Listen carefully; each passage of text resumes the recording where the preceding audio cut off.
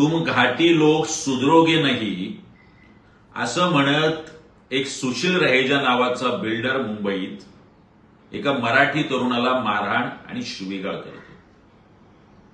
अद्याप मुंबईमध्ये भारतीय जनता पक्षाचा महापौर बसलेला नाही, तर ही अवस्था करून ठेवली मुंबईतल्या मराठी माणसाची.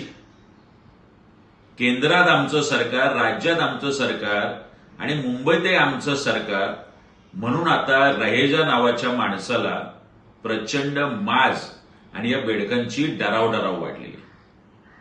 आता स्वतःला मराठीचे कैवारी समजणारे अमित साटम, आशिष शेलार आणि फडणवीस यांच्या आशीर्वादामुळे हा रहेजा नावाचा बिल्डर आता तुरुंगात जातो की बाहेर राहतो हेच आता आम्ही बघतोय.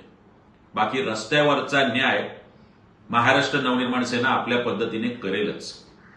मीरा भाईंदरला मेहता नावाचा महापौर बसणे आणि मुंबईत त्याच दिवशी एका मराठी तरुणाला रहेजा नावाच्या बिल्डरकडून मारहाण होणे हे सूचक नाही, तर मराठी माणसासाठी धोक्याची घंटा आहे.